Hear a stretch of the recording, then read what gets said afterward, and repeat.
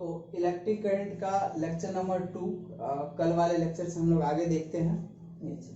यहाँ तक हम लोग कर लिए थे, कल यहाँ तक कर लिए थे। ठीक है, एक बार थोड़ा शॉर्ट में समझ लेते हैं इसको कि पढ़े थे कि इलेक्ट्रिक करंट क्या होता है। तो ये था आपका इलेक्ट्रिक करंट होता है चार्ज बाय टाइम के बराबर। ठीक है, कितना चार्ज पास करता है किसी कंडक्टर से 1 सेकंड में, उसी को क्या बोलते हैं, इलेक्ट्रिक करंट बोलते हैं। अब कॉज ऑफ फ्लो, यानी कि फ्लो का क्या मतलब हुआ, करंट कब पास करता है। तो करंट पास करता है अगर चार्ज फ्लो करता है। तो चार्ज क्यों फ्लो करेगा भाई, तो उसका वजह क्या है, पोटेंशियल डिफरेंस। तो यही कंडक्टर है, ठीक है, इस कंडक्टर में यहाँ पर प्लस है, यहाँ पर माइनस है, मतलब इस कंडक्टर में हम लोग क्या किए हैं, पोटेंशियल डिफरेंस अप्लाई कर दिए हैं। तो पोटेंशियल डिफरेंस जब अप्लाई कर देंगे तब इस इलेक्ट्रॉन पर क्या होगा, फोर्स लगेगा। अब थोड़ा एक समय यहाँ पर देखिए कि अगर मान लेते हैं कि इस कंडक्टर में पोटेंशियल डिफरेंस अप्लाई हम लोग नहीं करते, ठीक है, जब अप्लाई नहीं करेंगे पोटेंशियल डिफरेंस तो क्या होगा, कंडक्टर में इलेक्ट्रॉन होगा कि नहीं होगा। तो आंसर बहुत सिंपल है कि कंडक्टर में इलेक्ट्रॉन तब भी होगा। ठीक है, अब कंडक्टर में जब उस समय भी इलेक्ट्रॉन होगा तो क्या इलेक्ट्रॉन बैठा रहेगा चुपचाप, तो आंसर है नहीं बैठा रहेगा। तो क्या करेगा, ये रैंडम मोशन में जाएगा। किसकी वजह से, थर्मल एनर्जी की वजह से, टेम्परेचर की वजह से जाएगा, है ना। तो टेम्परेचर की वजह से इसके पास होगा थर्मल एनर्जी। तो अगर ये इलेक्ट्रॉन एक है तो यहाँ से ऐसे जाएगा और फिर कैसे घूमेगा, या फिर ऐसे जिग जैग पाथ पे एकदम चलते रहेगा। ठीक है, तो यहाँ पर क्या होगा कि ये जो एक इलेक्ट्रॉन है, ये इलेक्ट्रॉन यहाँ से यहाँ जाएगा, मतलब इस सेक्शन को अगर हम माने तो यहाँ से ऐसे जाएगा, उसी समय एक इलेक्ट्रॉन इधर से इधर भी चले जाएगा। तो नेट इलेक्ट्रॉन कितना गया, एक इधर से इधर गया, एक इधर से इधर गया, तो नेट यहाँ पर नेट चार्ज तो जाएगा नहीं, तो आंसर हो जाएगा करंट का यहाँ पर 0। लेकिन जैसे हम लोग पोटेंशियल डिफरेंस अप्लाई करेंगे प्लस और माइनस, वैसे ही क्या होगा, जब ये प्लस पर है और ये है आपका माइनस पे, तो एक इलेक्ट्रिक फील्ड जनरेट होगा प्लस से माइनस की तरफ। जो इलेक्ट्रॉन यहाँ पर, ये दिख रहा है सॉलिड लाइन, ये वाला, ठीक है, ये सॉलिड लाइन, ये आपका पाथ है जब बैटरी नहीं लगाए थे।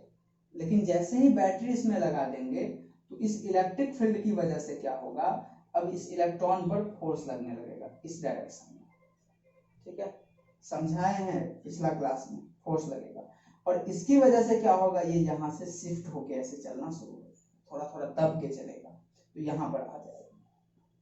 ठीक है, तो जो इलेक्ट्रॉन बी पर पहुंच रहा था, अब इस सेल की वजह से, बैटरी प्लस माइनस की वजह से या इलेक्ट्रिक फील्ड की वजह से अब बी डैश पे आ गया। ये इतना शिफ्ट हो गया ना, ये वाला यहाँ से यहाँ तक शिफ्ट हो गया, इसको हम लोग बोलते हैं ड्रिफ्ट और शिफ्ट ऑफ इलेक्ट्रॉन। ठीक है, अब अगर हम ड्रिफ्ट को, ठीक है, डिस्प्लेसमेंट ही ना हुआ, शिफ्ट, डिस्प्लेसमेंट को अगर हम टाइम से डिवाइड करेंगे तब ये कहता है ड्रिफ्ट वेलोसिटी। यानी कि ड्रिफ्ट को अगर आप टाइम से डिवाइड करेंगे तो क्या देगा, vd ड्रिफ्ट वेलोसिटी देगा।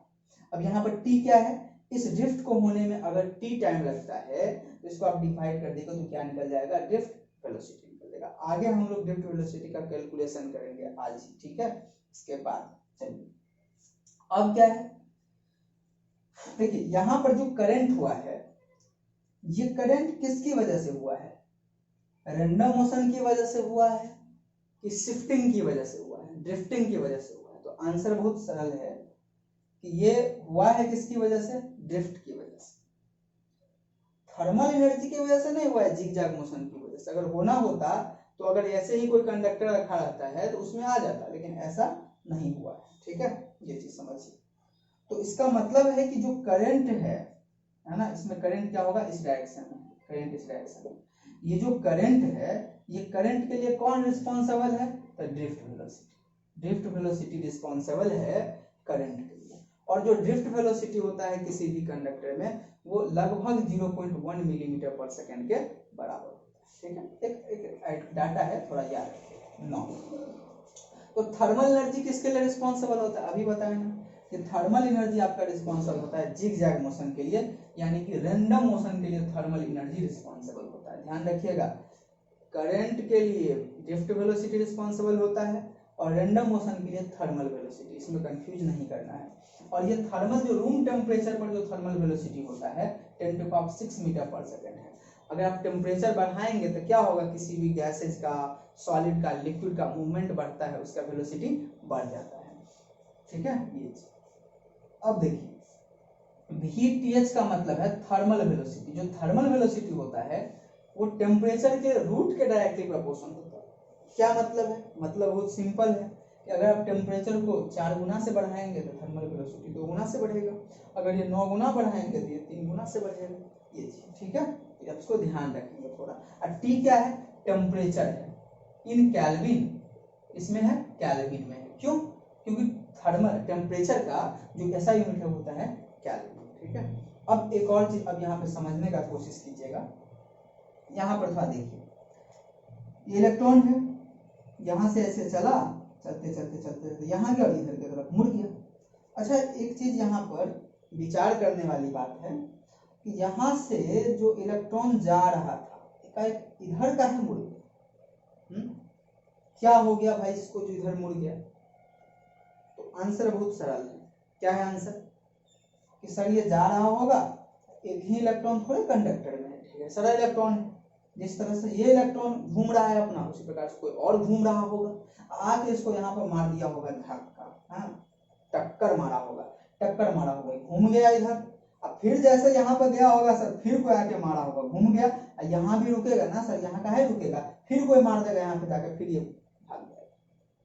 मिल गया आंसर कि इलेक्ट्रॉन अपना पाथ इसीलिए चेंज किया क्योंकि कोई ना कोई आके टक्कर मार दिया, कॉलिजन हो गया। तो electron change there path due to collision, अपना पाथ चेंज करता है कॉलिजन की वजह से। यहाँ से यहाँ कॉलिजन बार बार ये चेंज करेगा। अब जब जब होगा टक्कर तब तब उत्पन्न होगा हीट, गर्मी उत्पन्न होगा। कैसे? अब यहाँ पे जा रहा था, कोई आकर धक्का मार दिया, इसको धक्का मार दिया तो ऐसे करके मुड़ के देखेगा, गर्माएगा, उधर से भी गर्माएगा कि भाई तुम हमको धक्का मार दिया है, तो वहां गर्मी उत्पन्न होता है जब धक्का होता है। तो इसी की वजह से जो हमारा कंडक्टर होता है ये गर्म हो जाता है।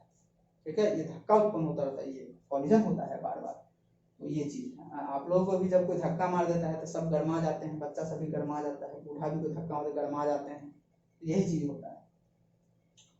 अब यहाँ से देखिए, इसी को हमने ना ये वाला पोर्शन को यहाँ दिखा दिया, ये पहला कॉलिजन हुआ, पहला कॉलिजन के साथ यहाँ पे कैसे कॉलिजन, यहाँ भी तो चल रहा होगा, कहीं कहीं से धक्का खा के आया होगा, सब धक्का खा रहा है बीच में, तो ऐसे भी क्या, ये पहला कॉलिजन मान लेते हैं, दूसरा कॉलिजन। इन दोनों के बीच ये बहुत आराम से चलता है, एकदम रिलैक्स होके चल रहा है, जब तक कोई धक्का नहीं मार रहा है। धक्का मारेगा तब ना गर्माएगा, एकदम रिलैक्स होके चल रहा है, फ्री एकदम। इसीलिए इसको बोला गया फ्री पाथ। मतलब अगर फ्री पाथ को डिफाइन करना हो, परिभाषित करना हो, तो आप कैसे करेंगे? Distance between two consecutive collision, distance between two consecutive collision is called free path. लिख लीजिए इसको। ठीक है, अब देखिए एक ही इलेक्ट्रॉन तो नहीं होगा, first electron, second electron, third, million of electrons होगा, लाखों अरबों इलेक्ट्रॉन्स होगा। सबके फ्री पाथ को अगर आप एवरेज निकाल के तो ये निकलता है हमारा मीन फ्री पाथ, है ना। Average of all free path, mean free path, lambda का यूज करते हैं। ये चीज आप ध्यान रखें।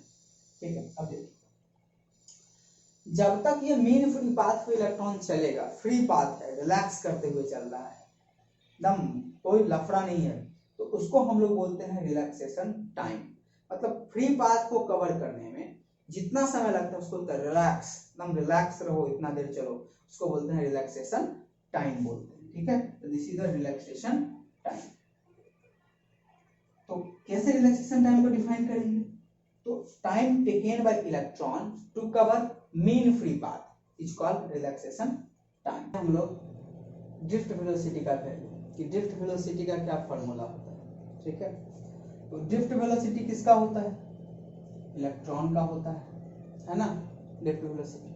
अब देखिए इलेक्ट्रॉन पर कितना फोर्स लगेगा, फोर्स ऑन इलेक्ट्रॉन, एक इलेक्ट्रॉन की बात करते हैं हम लोग, कितना फोर्स लगेगा? तो देखिए फोर्स होता है F = QE, तो इलेक्ट्रॉन पे कितना हो जाएगा? EE, यानी इलेक्ट्रॉन का ये EE हो जाएगा, जहाँ पे E क्या है? इलेक्ट्रिक। तो फोर्स निकल गया, तो फोर्स होता है मास इनटू एक्सेलरेशन, ये कितना आ जाएगा? EE। तो एक्सेलरेशन यहाँ से कितना आ जाएगा? ये आ जाएगा E/m, ठीक है, ये एक्सेलरेशन।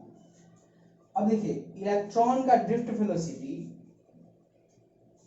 डिस्टेंस कवर करने के बाद होता है। अब यहाँ पर देखिए थोड़ा ऐसे करके ऐसे गया था, अब ये ऐसे चला गया था, तो यहाँ का वेलोसिटी इतना दूर चलने के बाद यहाँ पर वेलोसिटी 0, जिस समय शुरू कर रहे थे उस समय तो कोई ड्रिफ्टिंग नहीं था।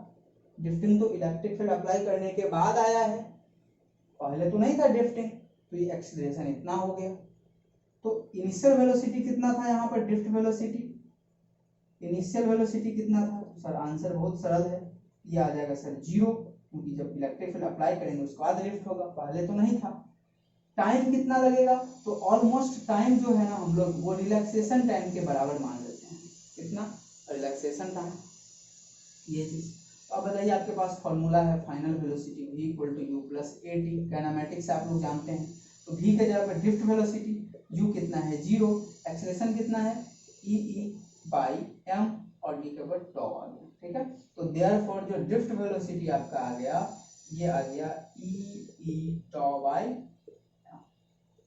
ये आपका होता है ड्रिफ्ट वेलोसिटी। जहां पर आपको क्या दिख रहा है कि सर जो ड्रिफ्ट वेलोसिटी है वो इलेक्ट्रिक फील्ड के डायरेक्टली प्रोपोर्शनल है। इलेक्ट्रिक फील्ड का क्या मतलब कि जो बैटरी आप लगाते हैं, ये बैटरी जितना ज्यादा ताकतवर होगा, प्लस और माइनस, ये इलेक्ट्रिक फील्ड इस प्लस माइनस की वजह से ये जितना स्ट्रांग होगा इलेक्ट्रिक फील्ड, यानी कि बैटरी जितना तगड़ा होगा ड्रिफ्ट उतना ही ज्यादा होगा, करंट उतना ही ज्यादा पास करेगा। ये बात तो बहुत सही है कि बैटरी अच्छा रहेगा तो करंट ज्यादा पास करेगा।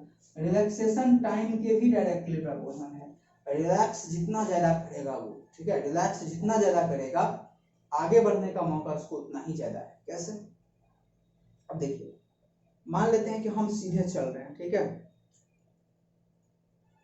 और हमको कोई इधर से धक्का दे रहा है इलेक्ट्रिक फील्ड, तो हम अपना, मेरा नेचुरल है आगे की तरफ बढ़ना, और इधर से कोई दे रहा है धक्का, तो धक्का जब दे रहा है तो हम क्या होंगे, आगे तो बढ़ेंगे लेकिन थोड़ा ऐसे करके बढ़ेंगे धक्का देते देते। अब हम अगर बहुत फास्ट से आगे बढ़ेंगे तो हम जल्दी पहुंच जाएंगे उस दीवार तक, तो मेरा जो ये वाला शिफ्ट था हम तो ऐसे पहुंचेंगे, लेकिन ये वाला शिफ्ट क्या हो जाएगा, हमको कम समय मिलेगा, उसका फोर्स कम समय के लिए लगेगा, हम जल्दी पहुंच गए वहां।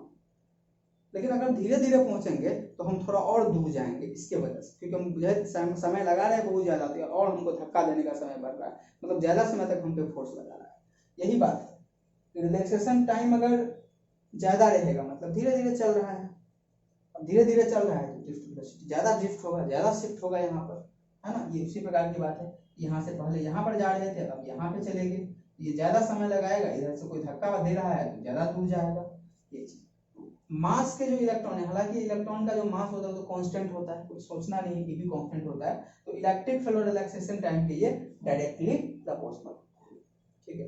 अब एक चीज यहाँ पर समझने वाली बात है कि अगर आप टेम्परेचर बढ़ाते हैं तो टेम्परेचर बढ़ाने से क्या होता है कि रिलैक्सेशन टाइम घट जाता है। जब टेम्परेचर बढ़ाएंगे तो ज्यादा फास्ट से मूव करेगा इलेक्ट्रॉन, लेकिन वो मूवमेंट ड्रिफ्ट नहीं होगा, आगे मूव करेगा, तो मूव करेगा तो क्या होगा, रिलैक्सेशन टाइम घट जाएगा, घट जाएगा ड्रिफ्ट वेलोसिटी क्या होगा, ये घट गया। तो टेम्परेचर बढ़ाएंगे तो ड्रिफ्ट वेलोसिटी घट गया, ड्रिफ्ट वेलोसिटी घट गया, इसका मतलब है ड्रिफ्ट वेलोसिटी जिसकी वजह से करंट होता था, मतलब करंट भी घट गया, मतलब टेम्परेचर बढ़ाने से करंट घट गया, मतलब रेजिस्टेंस बढ़ गया, मतलब टेम्परेचर बढ़ा तो रेजिस्टेंस भी बढ़ जाता है। ये एक रिलेशन होता है, आगे हम लोग देखेंगे, इसी सब चीजों को एनालाइज करके देखेंगे, बहुत लॉजिकल ये चीज यहाँ पर समझ के आएगा हम लोग, ठीक है। तो रखिए, फिर हम लोग नेक्स्ट क्लास में